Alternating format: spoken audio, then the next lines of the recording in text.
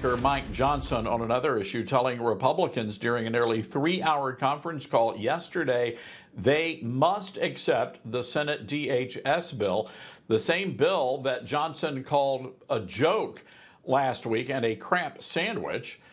All that sent rank-and-file Republicans into a full-blown rebellion. Now, I spoke to Congressman Scott Perry and Congresswoman Beth Van Duyne on this very program this week. Here's what they had to say about the deal. I'm still a no, but if there are Republicans that want to join with Democrats, well, God bless them, they can do that. But I'm not going to vote to make sure that law enforcement is forced out on the street. It was across the conference that we all had issues with this, quote, deal that was struck last night. We think it's way too big of a risk not to have funding for Immigration and Customs Enforcement and for CBP at such time as this. We also don't like the fact that you're setting a precedent that we can send over a funding bill and that you can have Democrats hold ICE and CBP hostage.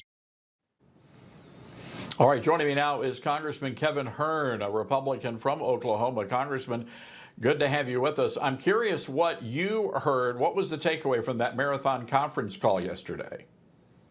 Well, it's just as you reported from Congressman Perry and Congresswoman Van Duyne that, people are very concerned. I'm very concerned that we don't, fund our ICE and CBP agents. National security, if you don't have any security, that you don't have a nation. And the Democrats would be perfectly fine if ICE and CBP were never funded. They would love for it to expire. They would love to, get into arguments and block everything that we do, especially on the Senate side, as we've seen. I remind all your viewers that the House, 4 times in a row now, have funded the entire package for DHS and have sent it to the Senate. What everybody on the call came to agreement on, I think, is that we have to fund ICE and CBP in this process through a reconciliation, if that's what it's going to be, alongside the appropriations bill, so that we know that when we get done with this, that all Americans are going to be safe, regardless of whether they're Democrats, Republicans, or don't even care about politics. We have to make sure America is kept safe. Well, no doubt about that, and especially in light of what's happening overseas with Iran. And I do want to make a slight pivot there, Congressman, to give you a chance to react and to respond to this breaking news. Right now, an active manhunt underway trying to find that missing crew member. No doubt we're going to be able to get our guy back, but certainly disturbing developments today. It is. It always reminds us, having been born into an Air Force family, my entire family were Air Force men and women throughout Vietnam and then after that as well. But what it reminds you is that freedom is never free. There are a lot of people that talk about what Iran has done for the last 47 years. They've identified the fact that, they have nuclear weapons, uranium-grade weapons that they could use. They could put on the end of the ballistic missiles that just a few weeks ago people said didn't exist, and Iran demonstrated they did. They have demonstrated that they want to fund terror all over the world. But when you talk about going and fixing this, they say, well, we got to be Congress has got to be briefed on that. I think the world has been briefed on Iran. People know that anything bad in the world goes to the hub of Iran, whether it's drones that Russia uses to bomb Ukraine, or whether it's Iran selling 90% of their oil production, even though we have economic sanctions on Iran, selling their oil production to China, and then turn around and using that to do bad things around the world.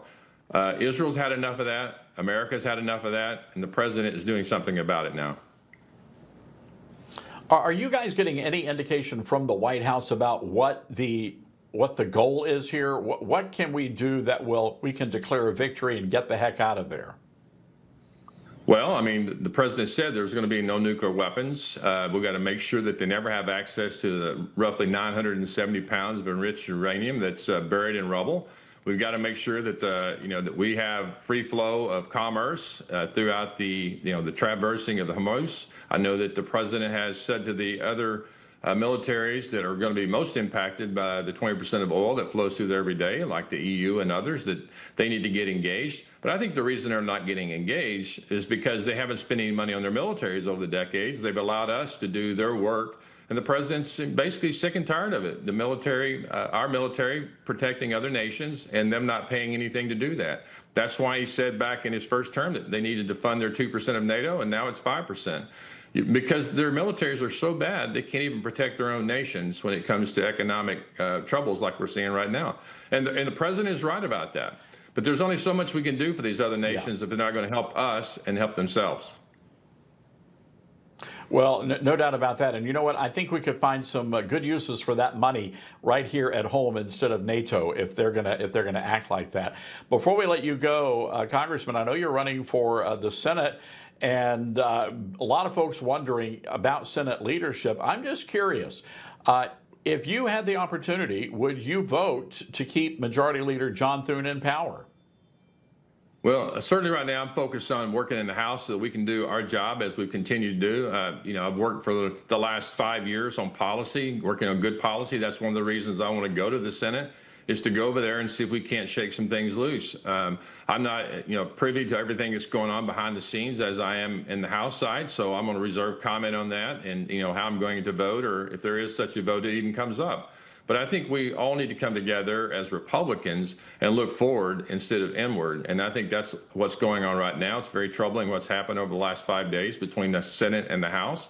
And we need to look forward. We need to make sure America's interests are put first, and make sure that we're protecting our borders with DHS. And so we've got a lot of work to do. We need to do it as Republicans. All right, well said. And I can tell you the majority leaders holding the president's agenda hostage will not nuke that filibuster. So we sure would love to see some senators getting in there and doing something about that. Congressman, good luck to you out there on the campaign trail. Thank you. Thanks, Todd. Appreciate it. Well,